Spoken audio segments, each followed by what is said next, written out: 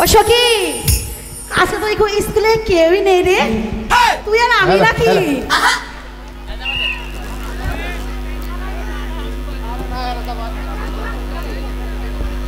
সখী আয় না আমার দুজনে, ওই যে চলে এসেছে।